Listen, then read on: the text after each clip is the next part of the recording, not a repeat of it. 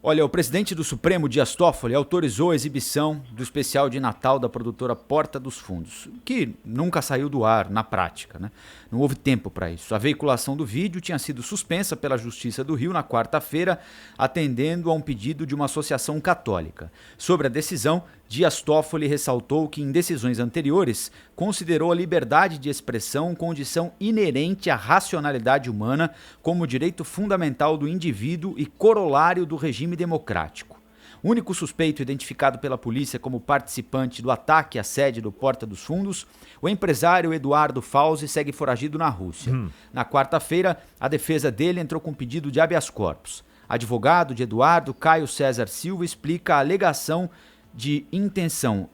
que a alegação de intenção de matar não é plausível. Sobre a capitulação específica com relação ao homicídio qualificado, o próprio tipo penal do incêndio ou da explosão, eles deixam clara a intenção de causar dano a outrem.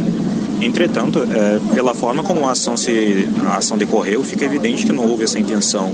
O crime ele era um ato político, ele visava claramente causar dano à propriedade pela ação que a Porta dos Fundos praticou. Não há dúvidas em relação a isso. Bom, o pedido será distribuído agora para julgamento de uma das câmaras criminais. Como a Thaís já adiantou, o Fernando Schiller está aqui com a gente para comentar a decisão do presidente Dias Toffoli, que derrubou a decisão do Tribunal de Justiça lá do Rio de Janeiro, que tinha a intenção de remover o especial de Natal do Porta dos Fundos. Bom dia, Schiller. Bom dia, Rafael, Thaís, Aidan. Prazer falar com vocês, ouvintes aí. Esse é um tema, obviamente, muito importante. É bom que o Brasil esteja discutindo o tema de liberdade de expressão, né? E esse tema, de fato, se tornou um debate público grande, né? Mas eu acho que, como em geral acontece em redes sociais, enfim, debate que a gente faz na internet, muitas vezes a gente perde um pouco a profundidade da questão, né? É natural, as pessoas acabam opinando, dizendo, olha, eu sou a favor, eu sou contra. Então, o que aconteceu nesse caso? Então, as pessoas que têm uma vinculação mais ativista, dizendo assim, cristã, evangélica, enfim, religiosa, com todo direito, né, a sua manifestação religiosa, etc., opinaram que o filme era agressivo, acharam que eventualmente o filme agredia convicções, etc. Eu mesmo escrevi alguns artigos, algumas colocações sobre isso e recebi muito feedback nessa direção, né? Não, mas isso ofende a religião dos meus pais, da minha mãe, das minhas avós, enfim.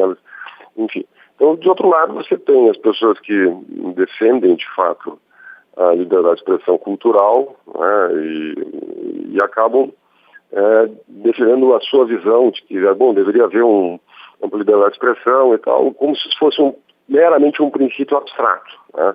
Agora, por que eu digo que esse é um tema mais complicado? Porque a legislação brasileira, de fato, limita a liberdade de expressão, né? E talvez esse episódio seja uma boa oportunidade de se repensar isso, né? Por que não se utiliza essa discussão sobre liberdade de expressão para, eventualmente, pensar uma revisão da legislação brasileira, né? O Brasil não é um país como, por exemplo, os Estados Unidos, onde você tem o princípio da primeira emenda. Nos Estados Unidos, a primeira emenda, que é do século XVIII, se não me engano, 1791, ela foi sendo consagrada ao longo do tempo, interpretada pela Suprema Corte Americana. Ela diz o seguinte: o Congresso americano não irá legislar limitando a liberdade de expressão, ponto. Então, nos Estados Unidos inteiro, você não pode criar legislações que limitem o discurso, né? O que não é o caso brasileiro. Para pegar um caso extremo, a lei de 1989, a Lei 7716, né, chamada Lei Antirracismo, ela proíbe qualquer utilização da suástica no Brasil, nazista, né? Nos Estados Unidos, não. Você pode fazer uma passeata com a suástica, aliás, é feito, né? Então, são diferenças culturais, são diferenças institucionais.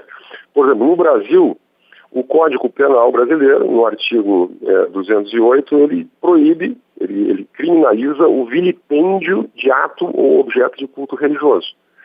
Vilipendiar é exatamente isso, né? Humilhar, né? Satirizar. Qual é o limite, qual é a distância, qual é a fronteira entre você fazer um escárnio num filme, né, e o vilipêndio, né? Tecnicamente, a interpretação que o desembargador lá no Rio de Janeiro produziu, o desembargador Benedito Abicair, né, ele tem fundamento jurídico. Quer dizer, deixar claro, eu discordo inteiramente, né? Quem me conhece sabe dos meus escritos, sou um amplo defensor de uma ampla liberdade de expressão.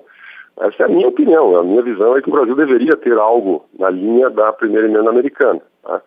Mas não tem, de fato. Então, o meu ponto é o seguinte, não é apenas um problema de opinião das pessoas, cada um pode ter a sua opinião, o problema é que na legislação brasileira existe uma ambiguidade que permite esse tipo de interpretação.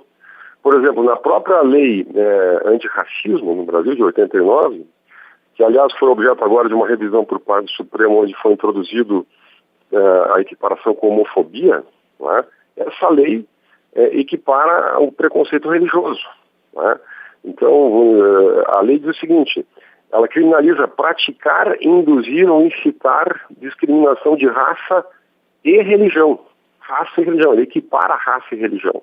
Então, imagine se você fizesse um filme, tecnicamente, como o Porta dos Fundos fez, né? Que tivesse uma sátira que pudesse ser interpretada com conteúdo racista ou homofóbico, né?